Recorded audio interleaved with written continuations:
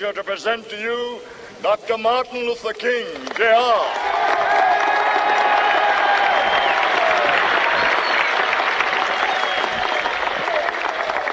I am happy to join with you today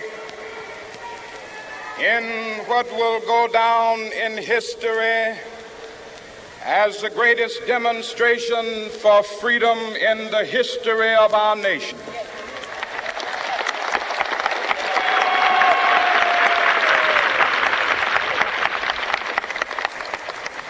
Five score years ago, a great American in whose symbolic shadow we stand today signed the Emancipation Proclamation.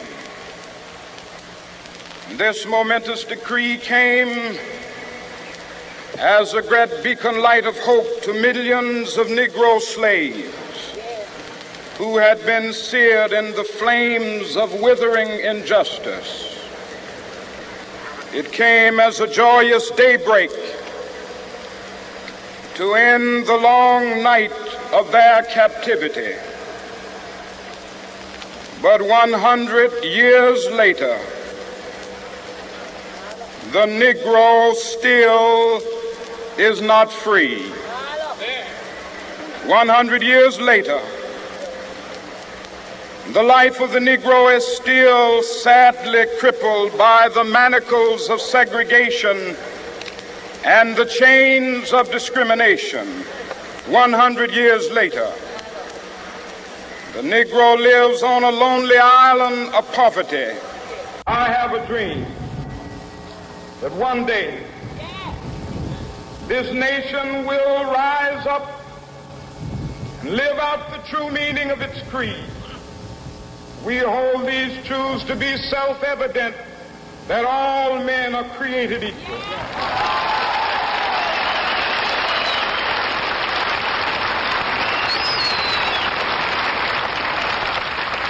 I have a dream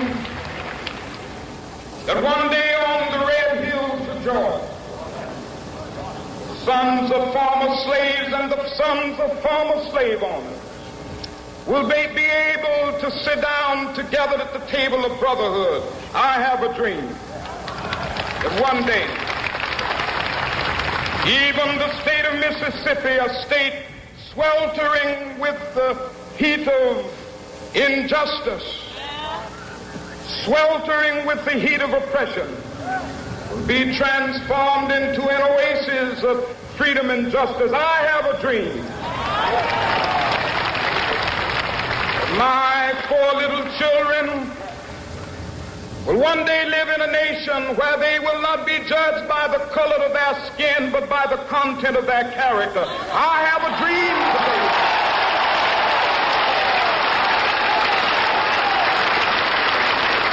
I have a dream that one day, down in Alabama, with its vicious racists, with its governor having his lips dripping with the words of interposition and nullification. One day right there in Alabama, little black boys and black girls will be able to join hands with little white boys and white girls as sisters and brothers. I have a dream today.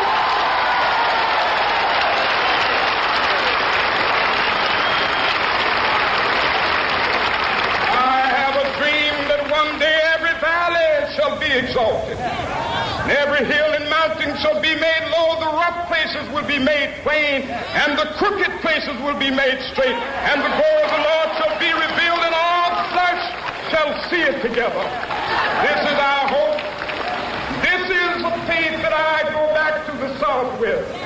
With this faith, we will be able to hew out of the mountain of despair a stone of hope.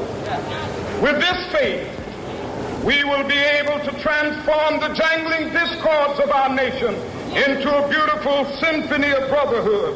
With this faith, we will be able to work together, to pray together, to struggle together, to go to jail together, to stand up for freedom together, knowing that we will be free one day.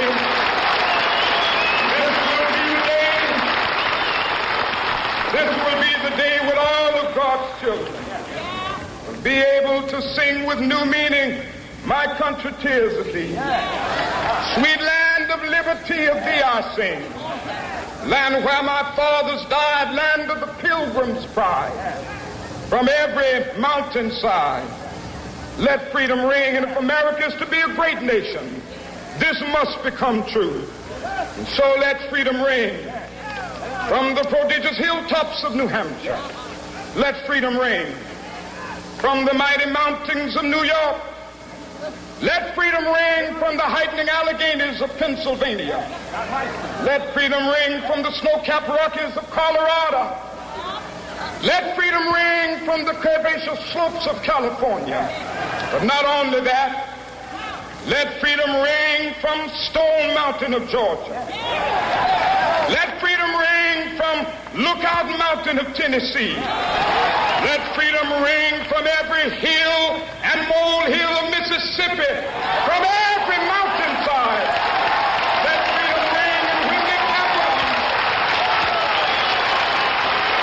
when we allow freedom ring, when we let it ring from every village and every hamlet, from every state and every city, we will be able to speed up that day when all of God's children, black men and white men, Jews and Gentiles, Protestants and Catholics, will be able to join hands and sing in the words of the old Negro spiritual, free at last, thank God